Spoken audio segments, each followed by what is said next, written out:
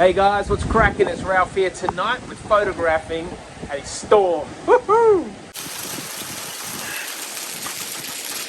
It's hailing. It's a thunderstorm with hail. Are you kidding? Oh!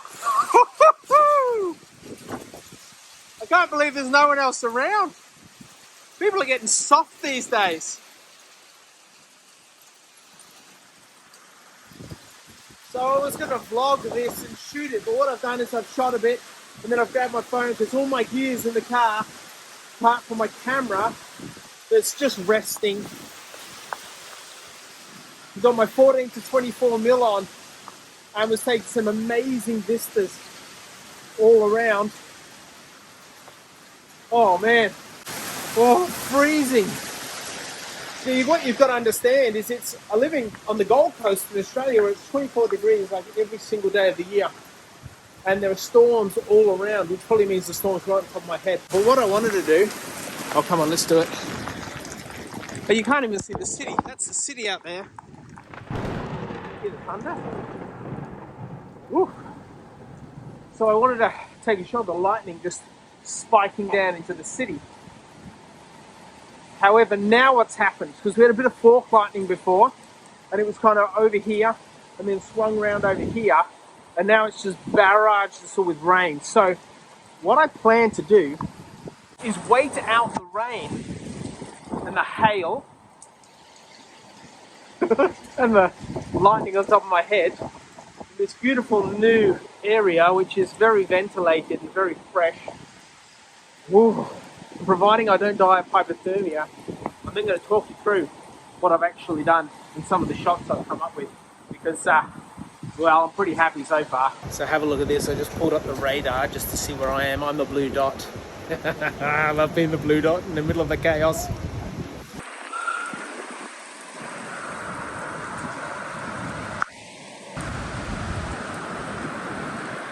I'm part of the disaster photo crew. And that basically means every time we go out to take a photo of anything, there's always a disaster. And tonight there's been twofold disaster. The first is that I forgot my umbrella. I don't know what you're thinking, Ralph. Do not go out in the storm in an umbrella. So perhaps it's not that much of a problem. But the second is I forgot my cable release and my intervalometer. And so I've only got the intervalometer on the camera. But at the moment, I'm not really interested in sheet lightning. I really want fork lightning.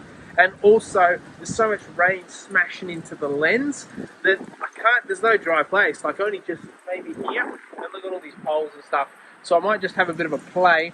You'll see at the end of this video if I actually was successful in creating anything of note.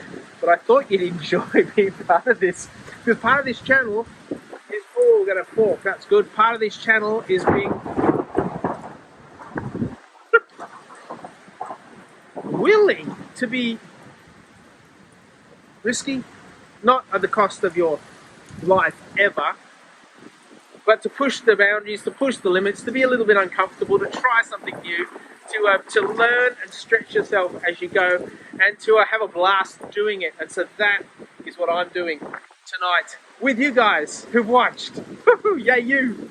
One of the hardest things about photographing lightning is the lightning is the subject, and you never know where the subject's going to strike.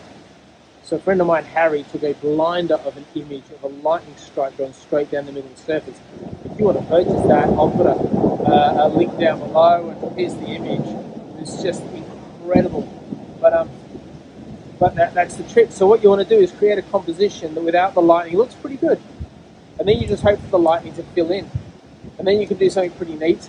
You can actually layer the lightning shots if you keep your tripod in exactly the same position. So if you're exactly in the same position, take a number of shots, so bing, bing, bing, bing, bing, fire it off, and then you layer those on top of each other, and the lightning strikes that are on the different part of the image can come together. I have wanted to vlog a lightning storm for 3 or 4 years now, and I've never been out at the right time. So earlier today, it was our last day of holidays, I said to Lyndall, can I have a leave pass to go and shoot some lightning, because it always comes at 5 p.m. right when dinner time is. And Lyndall, in her beautiful grace, she said, absolutely, no worries. And so here I am. I'm starting to shiver a little bit. We're waiting for the rain to pass because the storm's going to go out there. What I really want to do is put on a telephoto lens and shoot out to sea and capture a big storm manifestation with some... I have never had my teeth crash into each other before by a thunderclap that was literally just there. Oh my goodness gracious. So the storm is moving through. It's starting to rain a lot less. As you can see, it's now behind me. Before it was over here, so now it's here. Oh my gosh. Oh wow. That was loud. Alright gang, this is what we're looking at the moment, and what I'm doing is I'm shooting on 1.3 seconds at an f-stop of 10 at 800 ISO, and I just keep pressing the button. And the problem is I was shooting on too long a shutter speed, which was just overexposing everything. So there were forks, but there was a light behind them, and it just got washed out. Now I'll see if I can recover them in post. See, look at that, see that? And just glorious. And the other problem is you can't actually review your photos because you miss stuff as it goes down. You're just like, oh no. Just as soon as I review, watch this, I'll review now. I just review, and I guarantee there'll be a shot, there'll be a lightning strike while I review. You see, that's pretty bright. That was that big bright one. See in the background? Yeah. And then there's this one which was so bright. Look at it. And then, oh there, with some forks. See the forks? Oh yes. So good. You see that? There you go. So with the forks. Oh, that's what we want. So I went back into it, and this is just all I'm doing.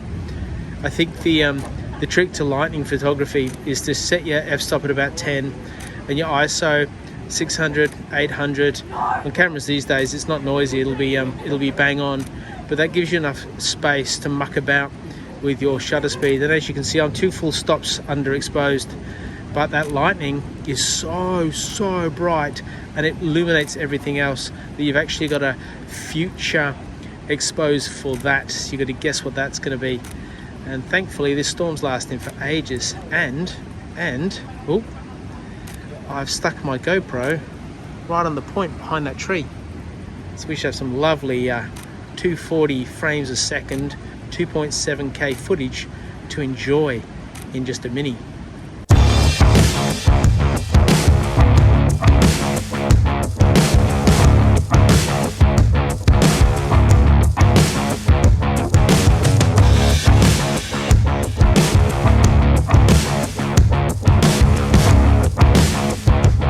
So I've just had the GoPro out there filming, and there's this hydrophobic layer they put on the lens, which in my review about the GoPro 10 I wasn't really very respectful of, but as my mate Shane Mostyn would say, that it's pretty bloody good. Like, it's been pelted with rain and not a blotch has stayed on the lens. The back of it's covered, the front screen's covered, but the lens, not a blotch. How good is that?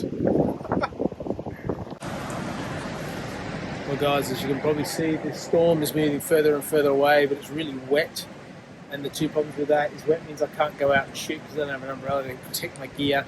It's weather sealed, but it's not waterproof. And the other issue is it's so rainy and hazy that there's sheet lightning and not much fork lightning, and fork lightning is really what you want to go after when you're photographing in these sort of conditions. Also want to say a note about focusing. When you focus for this sort of thing, put it on manual focus, and it's a lot like Astro. You choose the furthest light away, and so over here it's the city, right here it's these sort of buildings, and you focus in on it. So what happens is you press your plus button, and you go right in, and it looks a bit blurry, and you turn your focus wheel until it gets sharp and small, the smallest light it can possibly be, and that's when you know you're bang on. And it will be somewhere around the range of the infinity mark on your focus wheel on your lens, but it's never bang on the middle, and it's never the same, and it's so annoying. So you've got to do it every single shoot. don't fall into the trap of thinking, I know exactly where it is and this is infinity focus. It doesn't work that way. I'm not sure why, but it's fully annoying. It'd be great if it did. And so what I'm going to do now is wait for the rain to die down. I'm going to move out potentially.